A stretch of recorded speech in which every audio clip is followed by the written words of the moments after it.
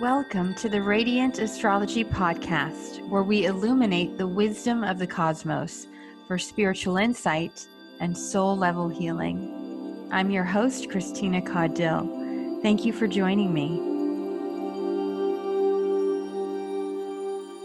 Hello, and welcome to the Radiant Astrology podcast. I'm your host, Christina Caudill. And in this episode, I'll be discussing the coming shift of the lunar nodes into Cancer and Capricorn with evolutionary astrologer and author Maurice Fernandez. Now, this has been such a time of shock and awe. I think we can all agree. Ever since the Taurus full moon on October 24th, we knew that this was going to include some radical developments because of the conjunction to Uranus, the Great Awakener.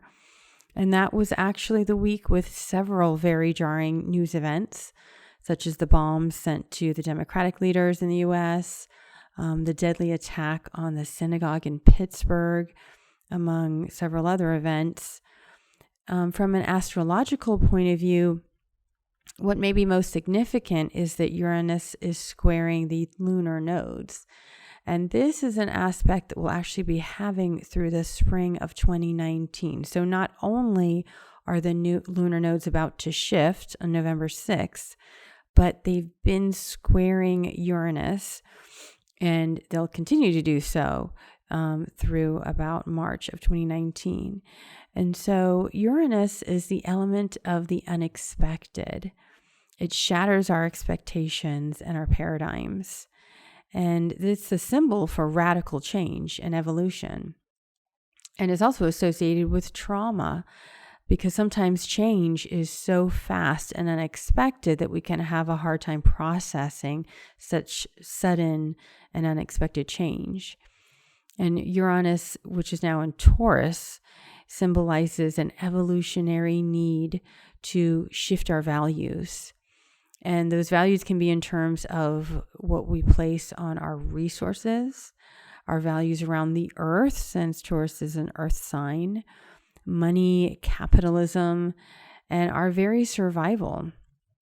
But Uranus can also liberate us from stuck patterns in such a way that we can be free from limitations of the past. Now, on November 6th, Uranus moves back into Aries until March. And so we may see more of these collective uprisings as we've seen since early 2017. As Uranus is squaring the nodes for such an extended period of time, it's sort of an ongoing, continual paradigm shift that has to do with our collective destiny, because we think of the nodes as, the karmic past and our future destiny. And I discuss this in more detail with Maurice in my coming interview. But before I get into that discussion with Maurice, I have a few announcements.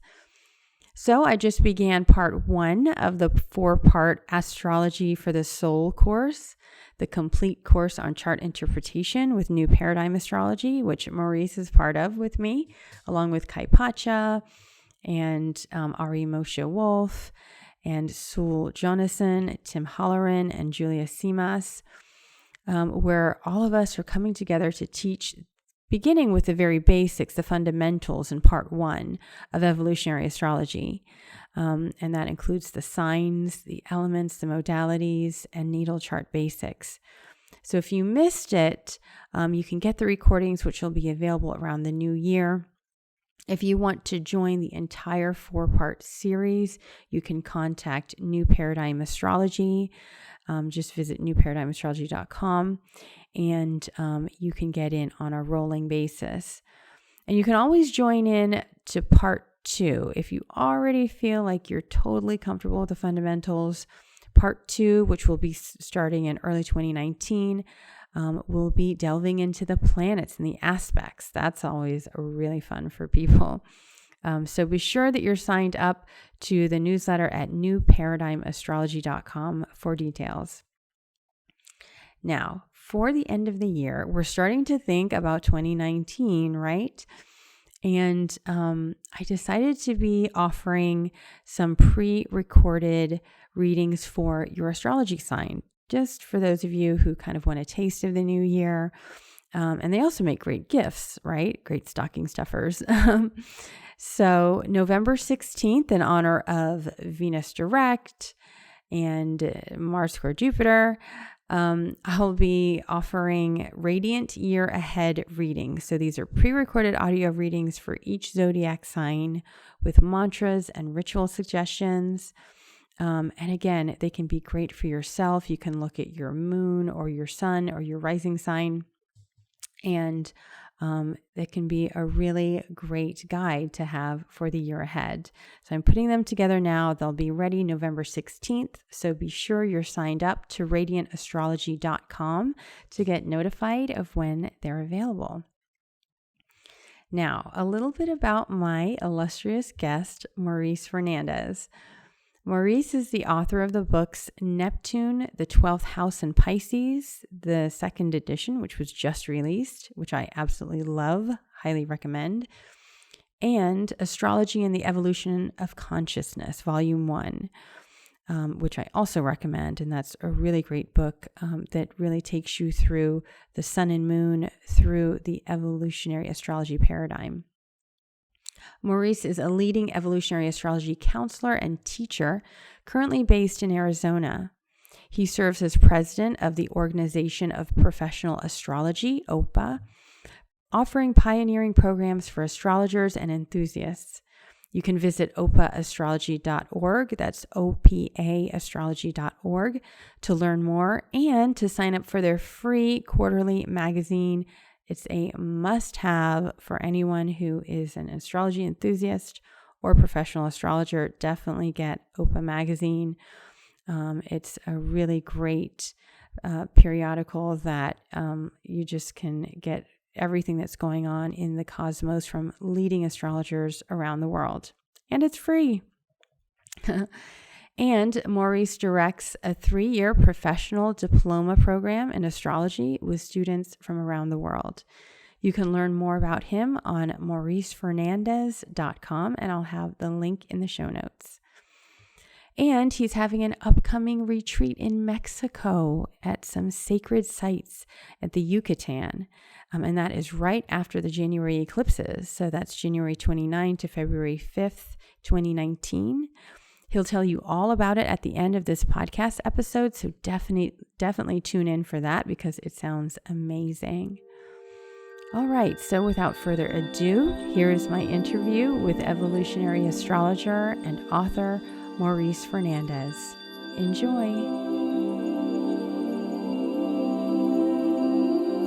Hello, this is Christina Caudill with Radiant Astrology, and I am very happy and honored to welcome my guest, the astrologer Maurice Fernandez.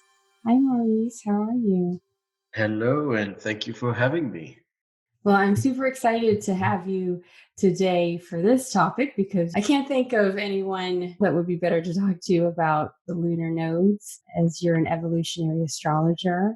Before we begin, do you want to maybe tell us a little bit about your background and your work? Sure, thank you.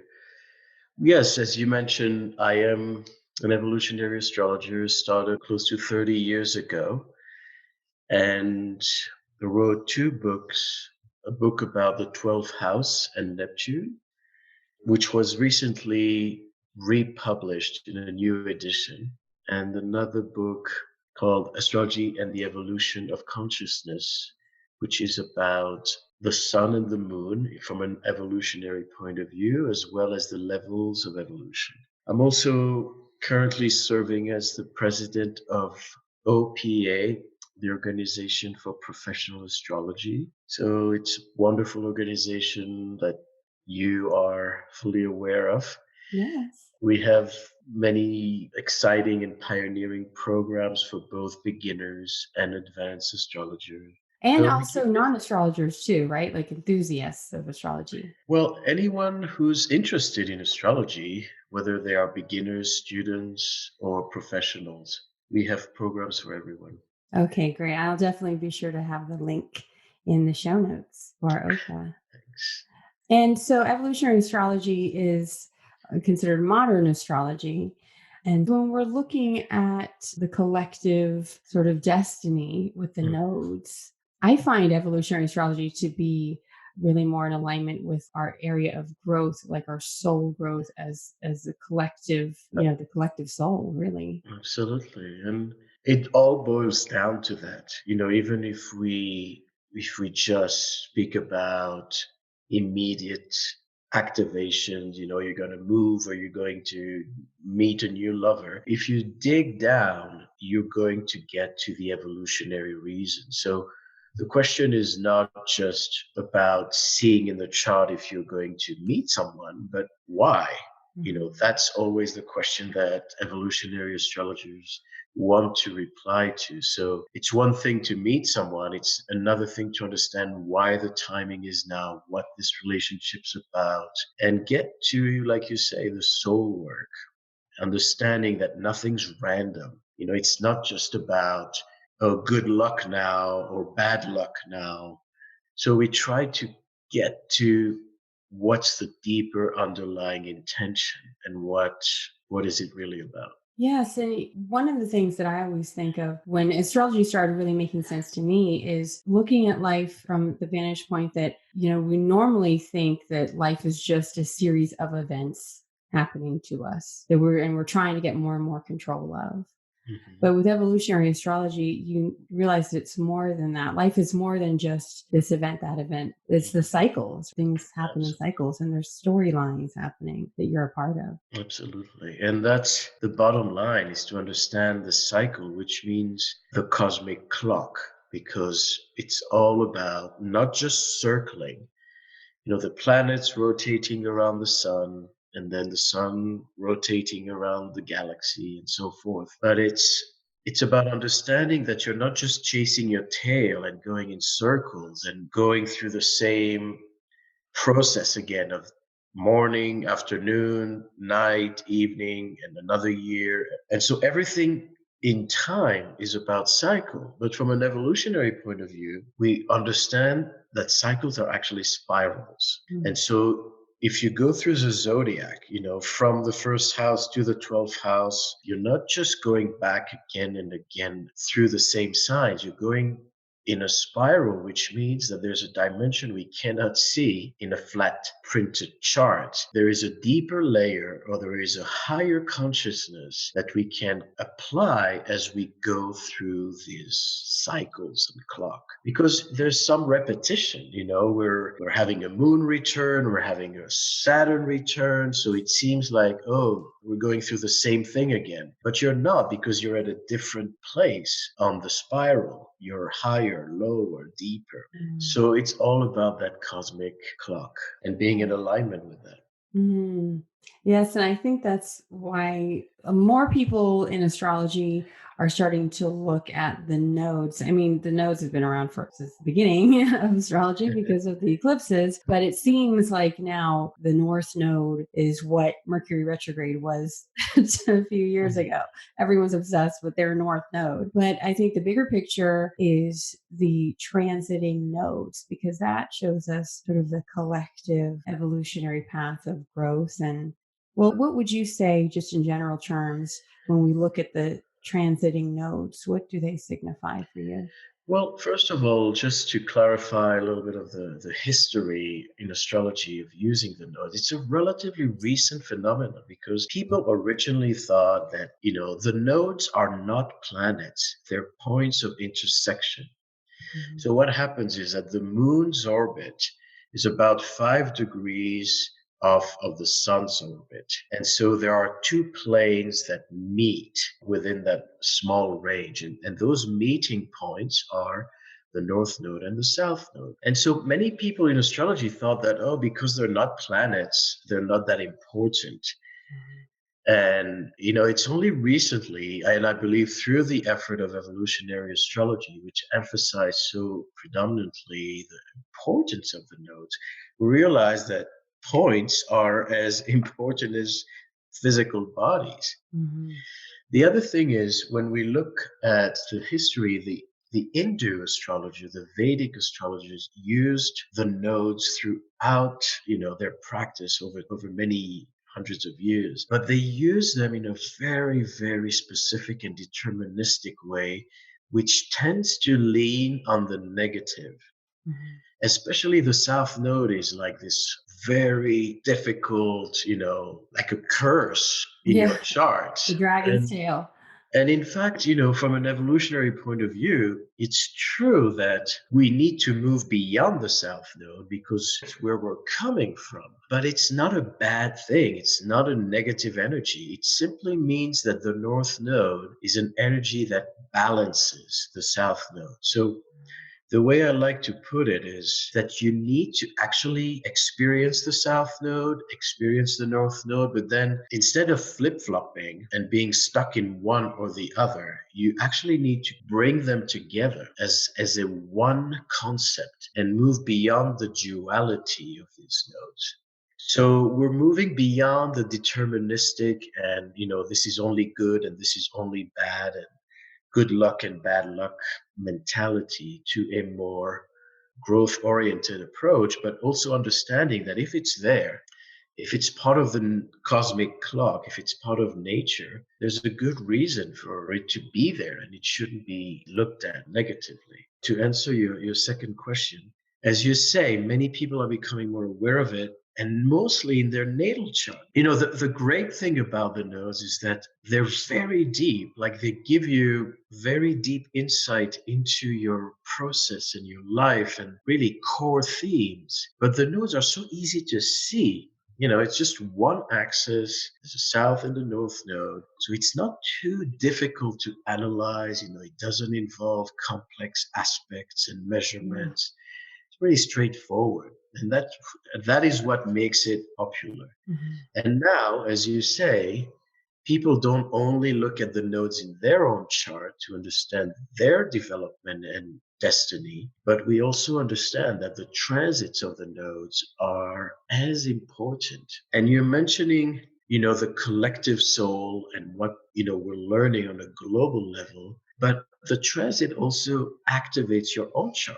Let's say the North Node or South Node touch a certain planet. That planet becomes, highlighted, amplified, and dramatically so because, think of it visually. The nodes are that point of intersection between the sun and the moon. So anything that conjuncts it, or even now squares it with Uranus, it's like being at the gate, because the nodes are like a portal. Mm-hmm.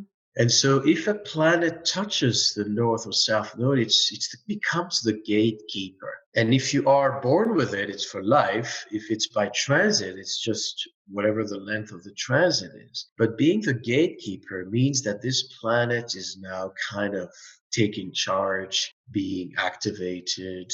And so people who have planets in Cancer, Capricorn, are going to have these planets highlighted during this next 18 months. Mm-hmm. Well, let's step back just a little bit because we've just come through the North Node transiting Leo and the South Node transiting Aquarius. So those people that have had, planets in those signs and even just, the fixed signs, Scorpio and Taurus being squared by those nodes.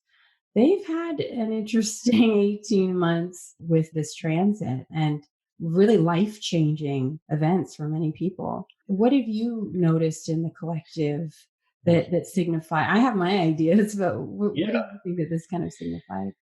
Well, first of all, consider that wherever the nodes are is where the eclipses will be. So what is an eclipse? It's either a full moon or a new moon on the nodes. So we all remember last year, 2017, the great American eclipse, which was in Leo, because that's where the nodes were. So, when you have eclipses, wherever they take place, it's very dramatic because eclipses intensify and accelerate everything in our chart and on a global level. There's a saying that kings are born or die around eclipses. Yeah. And this is actually true to some degree. I won't say it's always the case, but think of Prince William, who's born on a solar eclipse, and Kate Middleton, his wife, born on a lunar eclipse, both in Cancer, Capricorn. But it also means that it's a time where there's something more important of a higher order happening in those signs and in whatever house it's in our chart.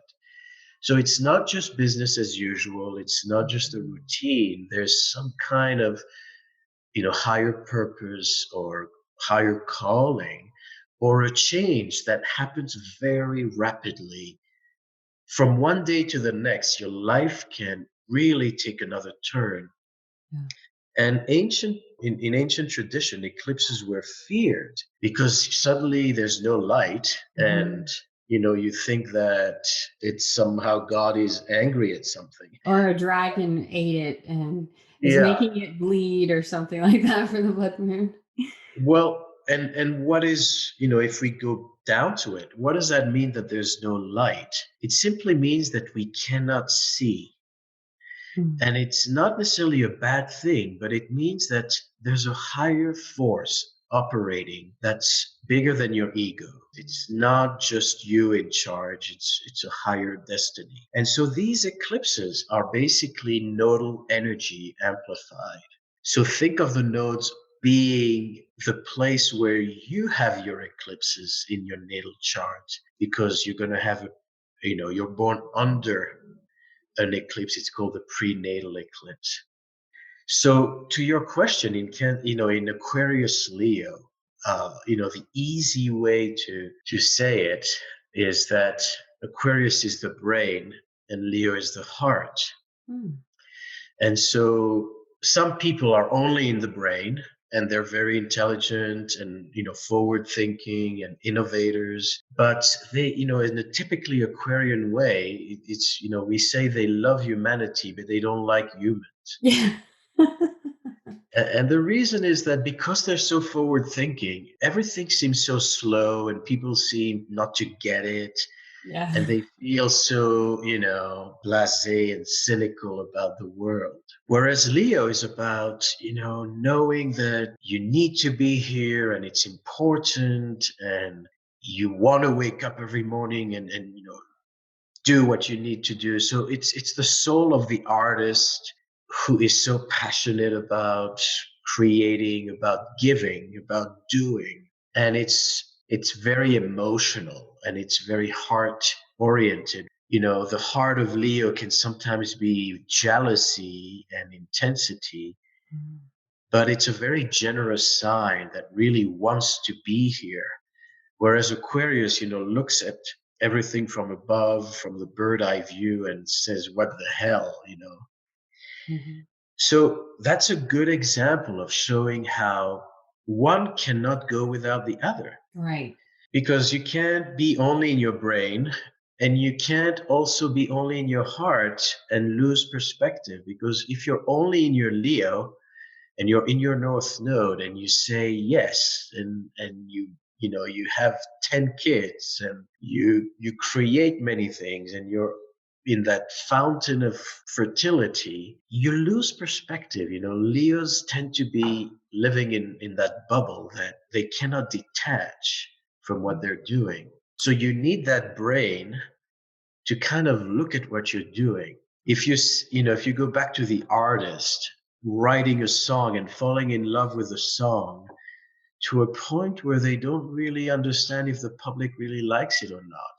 And that's where the Aquarius comes, and they're the producers who are going to edit and cut that part and amplify this part Mhm. and make it more effective, useful, and good Well, it's quality. interesting that you mentioned like artists because I worked with artists for many years as a gallery director. And I definitely see the Leo archetype in the light side and the shadow side because we think of the shadow of Leo often as being like narcissism, right? But I think a successful artist has to have a real central focus and self focus and believe in their work and believe that they have something special to share and maybe even have some healthy narcissism. If I know healthy narcissism might sound like an oxymoron, but you kind of have to have that. And I was kind of beating that drum during this North Node and Leo transit because I work with a lot of women that are taught that if you put yourself out there, if you're the tall poppy, if you brag or if you show off, that is just not okay, especially for women. But it's kind of like, if someone with a talent and gifts and something special to share doesn't share it, then someone else will come up with that just maybe has more narcissism or has Well, or worse, or worse, right? Or the has the stage, maliciousness. what if the stage stays empty? What if no one does what needs to be done? I mean, Leo in our chart is about what are you called to do and what is your contribution? So taking the stage and saying, I have something to share and something to say and something to do is part of your contract with life. And that's exactly what this North Node in Leo was about, or is still for the next few days. Mhm. It's about don't just do the Aquarian thing, sit, watch, and wait. You need to be proactive. You need to be part of the solution. And I see this, if we speak of the collective soul, very much about the voting issue. How many people are like advocating, go and vote, do your part. Don't think you're insignificant. Don't think that your vote is just lost or everything is rotten and corrupt. And so you sit in that South Node in Aquarius, cynical, and looking at all this drama, this Leo drama below, and feeling you don't want to have any part of it because the North Node in Leo says, you matter. You as a person matter. And if you don't show up, and think of Leo as, ruled by the sun, what if the sun doesn't show up every morning? What will happen? And the same thing is that if you don't paint your painting, or if you don't teach your class or write your book, and if you feel like, who am I to do that? Then no one will do it. And it's And going to stay empty, an empty and stage. yes, and we look for people to admire and to show us the way. I mean, as a collective, like we need those people. And it kind of reminds me of like Gandhi's chart. He was a North Node in Leo, Mhm. I believe.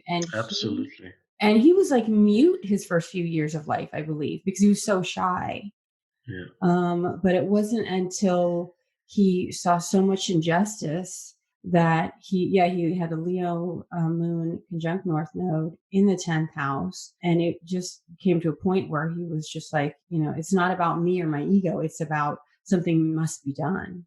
And if you're Gandhi, you may say, but, me, myself, am I going to liberate India from the British Empire? It sounds like a tall order. But that's the thing with the Leo North Node is you as an individual, you can make a difference. You can touch people's hearts. Doesn't have to be on Gandhi's On his scale, level, right? but it's about showing up. It's about, and we look at another thing is we know that Leo also represents children. And I've seen many people really debating about wanting children and fertility issues during this time because Aquarius is sterile as a sign. And it's not just sterile biologically, it's also not wanting to have kids because, again, why am I going to bring kids to this crazy world? Whereas Leo says, I believe in the future and I'm going to plant those seeds and I'm going to make sure that life continues. So it's about passing the torch, creating that new generation and passing the torch, which is the flame of, Leo is a fire sign. When you think of children, I thought that too. And I remember thinking this transit would bring some kind of scandals around pedophilia or children and stuff, especially because Jupiter was in Scorpio this past year. And yeah, the whole like priesthood thing really came out big. And to me, it was just like, is that the square to, Scorpio Leo? I don't know. But Yes, that's I kind of think so because and if we look at it from another perspective, if we look at the soul of the collective, what one of the things about the Leo North Node is not only go and vote and don't wait and watch and be detached, But it's also about what is the future we're giving to our children. Mm. That whole concept of, yes, we know what we should be doing, but are we actually doing it? And so if you speak about abuse of children, whether it's the church or whether it's the way we educate our kids, but beyond that, also on an ecological level, what is the legacy, Leo, that we're leaving our kids with? Mhm. When we destroy the environment and whatnot, is also part of this past cycle. It's making sure, or at least thinking about the fact that even if we die, we have to leave a Leave a positive legacy. legacy. Mhm. I wish I would have had you on about a year ago when I was trying to tell people this is legacy time, legacy making time. But it's always good to look back and, and start to sort of see how things have unfolded because there's so many possibilities Yeah. with these things. And now we're heading into the collective shift into the North Node in Cancer, South Node in Capricorn. Yeah. But before we really even get into that, what we're having now also we'll have through spring of next year is Uranus is squaring the nose. That just puts in a whole other sort of curveball Yeah. into the thing. Uranus is now at 0 degrees Taurus. It's going to back into Aries here in early November. And then I think, does it get to about 28? Let me see. Mhm. That's my IC. The third Mhm. time it'll be hitting my IC. And then in January we'll station direct, and then we'll head back into Taurus. So like here at the very end of Aries, I mean, what I'm thinking is like get your pussy hats back out, like, so I don't know. Could there? I mean, that seemed to be a manifestation of Uranus at the end of Aries. Yeah, I mean, so much is going on, and there's so much to kind of unpack. But interestingly, when we look at the nodes, we also always need to look at the rulers of the nodes. So in the case of Aquarius Leo, we had to look at Uranus and the Sun Mhm. and how they interrelated. And Uranus has been squaring the nodes for for about a few weeks now at 0 Taurus. And it's interesting that just as the Sun moved into Scorpio, you had the Sun and Uranus opposing and squaring the nodes. So the rulers of the nodes were squaring the nodes, which was Mm. last week, really. Um, And I think it was a major week because so much, oh there was a God. full moon and there was a Venus cycle. And then It's those that was the week that those package bombs were sent out to the Democratic leaders, and then the Jewish the synagogue. synagogue was shot up, and that just really affected it just really affected us at like Yeah. such a deep level, I think, and such a shock. I mean, so all of the astrologers were saying there's going to be something shocking because of the Uranus with the full moon, but this was even at a different level, and I think that has to do with the square of the nose, maybe. Yeah. And the other thing that was quite shocking and also makes us wonder what the future holds. It doesn't affect everyone, but today, whatever happens in the world affects everyone. Is that the new elected president of Brazil? Oh yeah. His name is, let me confirm this. Anyway, he's a very controversial Bolsonaro is a Mhm. very controversial figure that was elected last week, and he is going in the footsteps of Trump in a very right wing, pushing for industrialization. So he wants to basically drill into the Amazon and remove all the rights of the indigenous people in the Amazon to Oh extract, God. oil and gas. And so That's you Uranus and think of Taurus. you think about, Uranus in Taurus. Taurus has to do with the earth and the land, and Uranus has to do with industry. And that's the shadow side of Uranus in Taurus. Mhm. And so we see that this is going to be a polarizing time. And like you say, it's time to protest, because even though we've had movements such as, the anti-gun and the teachers' rallies and scientists marching on Washington, and even now the immigrant caravan, that whole thing has a lot to do with protesting, because it seems like the more we try to resist the immigrant, the more they get organized. And even if they're organized from within the United States or outside the United States, there's something that doesn't seem to sit well with people.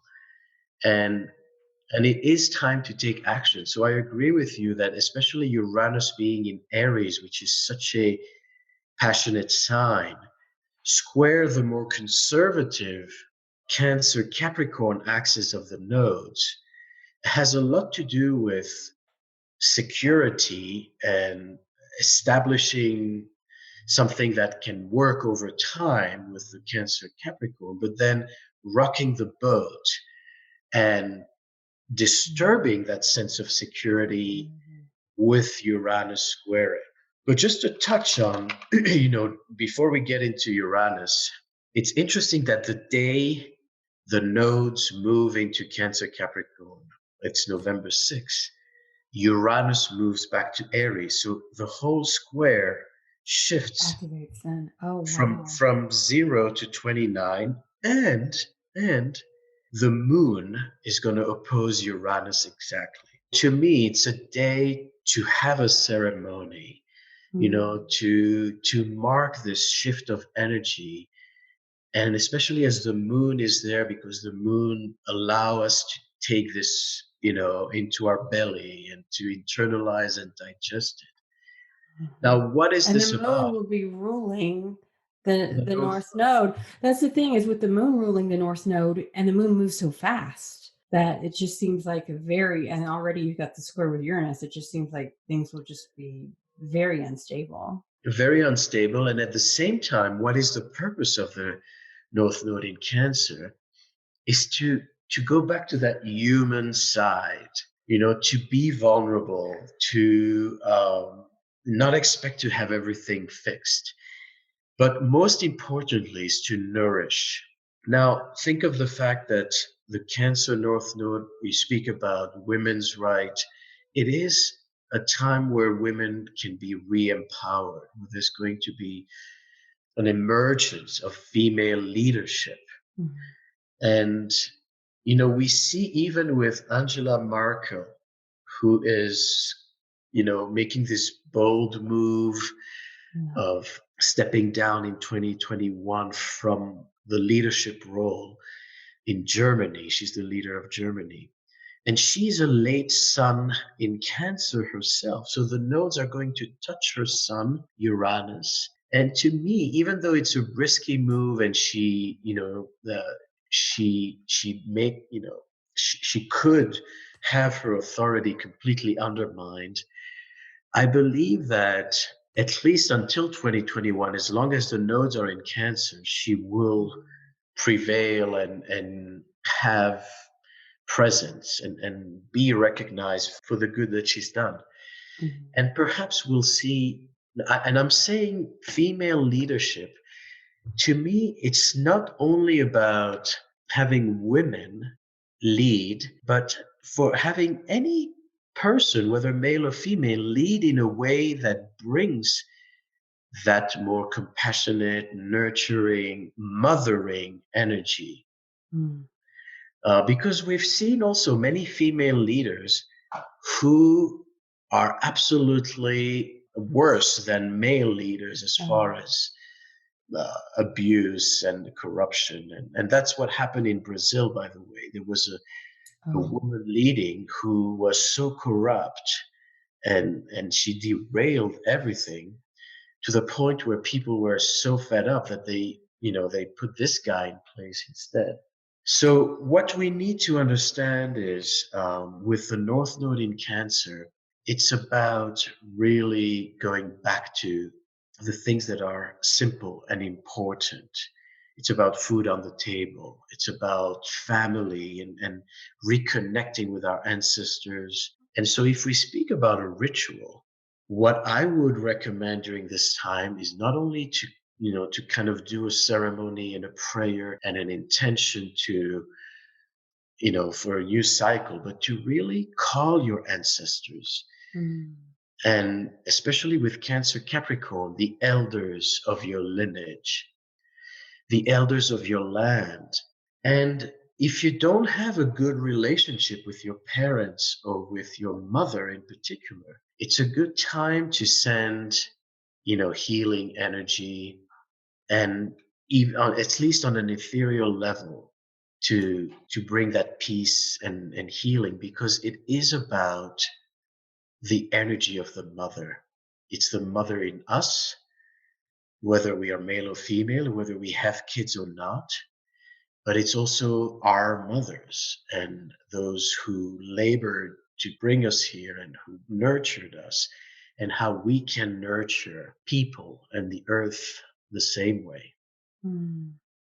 I also think about Cancer as sort of belonging, a sense of belonging, as well as that sense of family. And so many families have been torn apart Mm, by, the political situation here that, whether or not they find a way to come together, or maybe you just find a new sense of family. But I think so many people are feeling so disconnected, and agreed. we see the shadow side of things like fame and entertainment. And I mean, we have a reality star for president, I mean, that's like the extreme of it. And now it's like, what is real and what is really Mm. worth nurturing?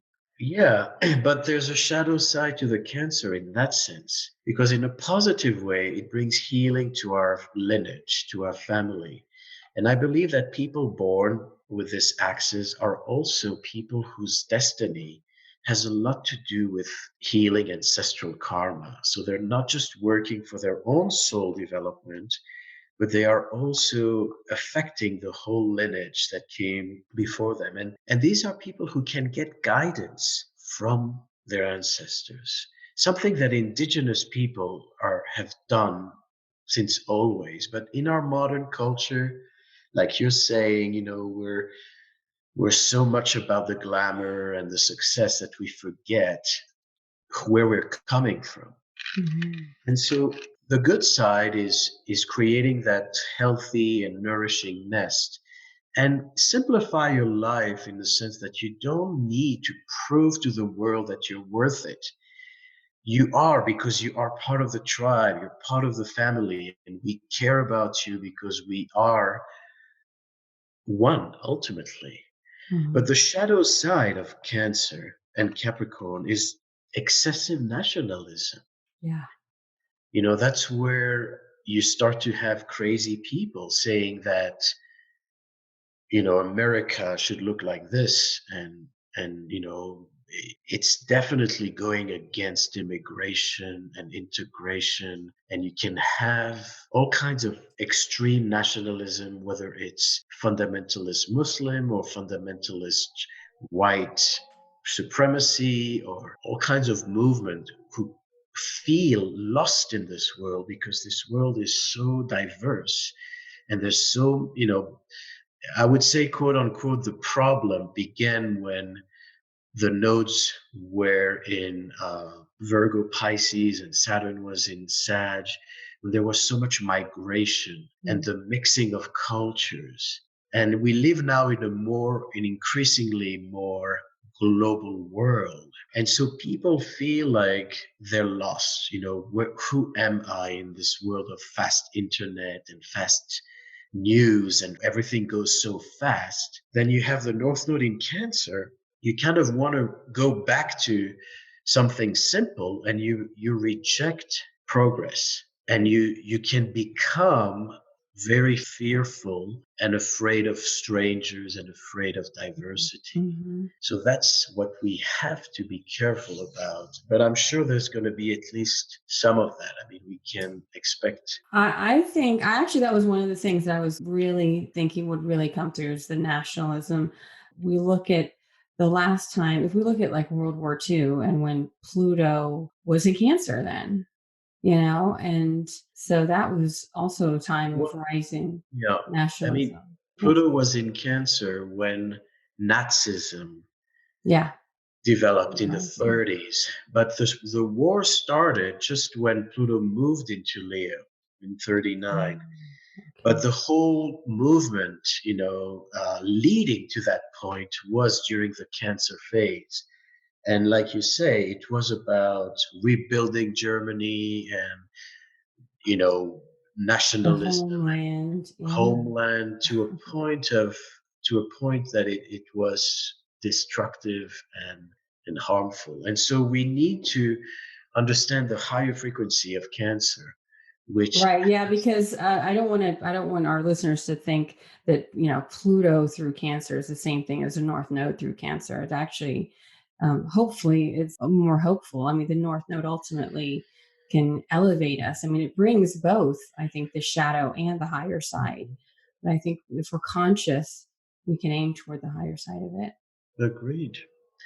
And looking at the South Node, the South Node in Capricorn has to obviously do with the way we govern the world Mhm. and the way, we all the foundations of our personal lives, but also of the world. And from a personal point of view, people born with the South Node in Capricorn tend to be superman or superwomen because they feel always strong and they have to be on top of things and they take responsibility and it's all on their shoulders.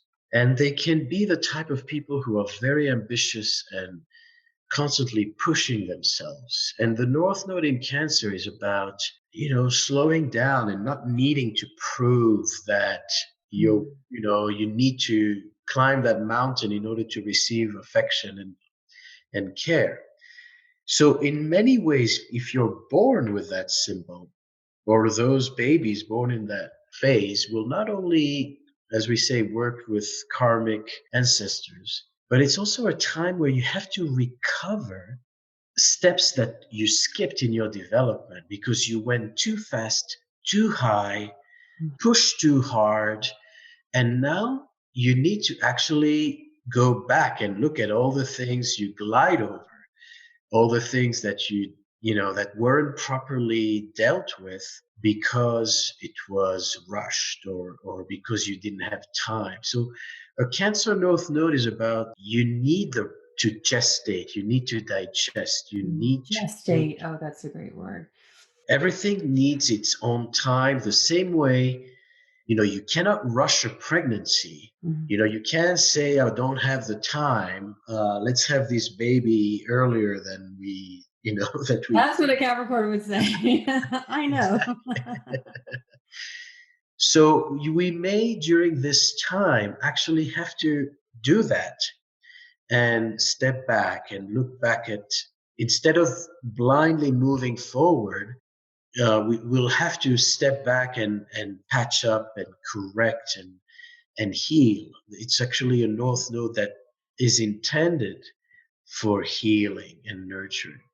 And you know what? One thing I'm noticing is just when the North Node ingresses Cancer, it's in a grand water trine Mm. with Jupiter in Scorpio and Chiron in Pisces. Um, Yeah, and yesterday, so the moon was there as well. So we had a moon, Jupiter, Mercury, and Chiron. which Absolutely. I actually felt was, for me, it seemed kind of uplifting. Like the Jupiter was really coming through a lot more than I thought. I mean, anytime you have contact with Chiron, we worry that it's just going to be so wounding feeling, but I don't know, there was that sense of hope and upliftment, I thought. I mean, I'm sure Well, it's a mix of these things because it's yeah. water. And, we all experience things where we're at. So if we are in a place where the work has been done, then we can reap the benefits. But the one thing I want to highlight also for next year is we talk about the rulers, right? The Mhm. ruler of South Node is Saturn, and Saturn is in Capricorn and will conjunct the South Node most of next year. even though the nodes are an 18-month cycle, so they're going to stay there until May 2020. Saturn will be on the node in the mid degrees of Capricorn in the course of 2019, and so that's super potent because, as I said, planets in aspect to the nodes are always the gatekeepers, and so not only is it the ruler, but it's on its own nodes, and of course, Pluto's there too. And the question is, so what is Saturn in Capricorn on the nodes? What are the positive sides of it and what are the shadow sides? First of all, because there's so much emphasis on the South Node, with Pluto and Saturn there, there's going to be a lot of unfinished business to be processed during this year, especially with governmental structures. So one of the positive side of Saturn there is actually Saturn has to do with realignment, and it has to do with bringing back order. So if you see people abusing or stealing or abusing their authority, Saturn will come and basically rectify that and remind all of us the right and the wrong. So it's going to be, the big authority, the judge, who is going to, to be like a reliable parental figure that actually cuts through the bullshit of lies, of deceit, of manipulation, and steers the wheel back on track. So that's our hope with that Saturn. And people who are born with Saturn on the nodes are usually people who kind of play that that role of exposing corruption and recalling what's not being done right. Like they're not going to round corners. They're going to be firm about what is out of alignment. And So it will be. I'm sorry, just when Saturn ingress Capricorn, this first decan apparently has to do with law and order. And we've seen the judges, the Supreme Court judges, Kavanaugh was the recent one. Mm-hmm. It was the other one first that came, I think that was named just when Saturn ingressed Capricorn. So maybe there's more to the story there. I'm hoping. Yeah. And, this will be a time where all authority figures, particularly if you bring Pluto there, all authority figures will be tested. And think of the fact that even Trump has his Saturn at the end of Cancer. So both the nodes are going to be on his Saturn Venus, and Saturn is going to oppose itself. But that's also taking place 2019 and 2020. So it is a time where he will be, what I like to use with Saturn is held accountable. Mm-hmm. And that's the positive side of Saturn, is that you get what you saw. Mm-hmm. So if you messed up and if you weren't, doing right, you are going to pay a price for that. There's some repercussion. And otherwise, you actually, in a typically Saturnian way, you climb another step in the ladder and you gain status. Mm-hmm. So there is going to be a lot of need to rectify and correct. But the shadow side of that Saturn is going to be power plays, of course. Mm-hmm. And people wanting to skip those steps and wanting to take charge and control in a way that is, serving the minority. Whether we see that, in Brazil now with this, intense new president, or whether we see that in China, in the United States, all these leaders wanting to grab more power and wanting to extend their mandate beyond term and abusing basically their authority to a point where it becomes, the worst case scenario of Saturn Pluto is a dictatorship and the abuse of force. And so then you see the North Node in Cancer saying, wait a minute, are you really caring about the people? Are you really nurturing? Are you really the mother here? Mm. And the same way that people born with a North Node in Cancer or North Node in the fourth house, if you don't use your power, South Node in Capricorn, properly, you experience a downfall.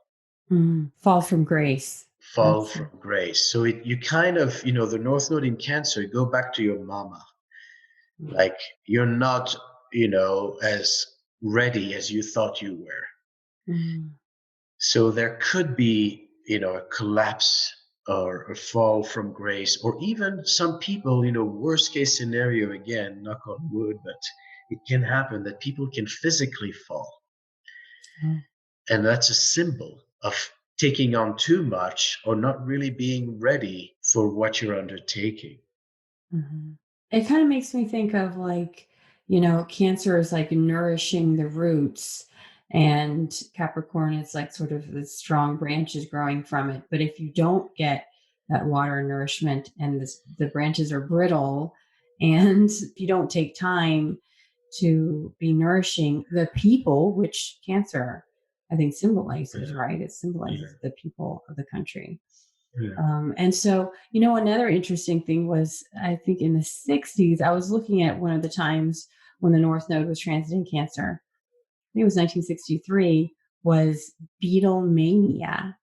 Mm, And Beatlemania wasn't about the Beatles. It was about all the women that were going crazy mm, for the Beatles.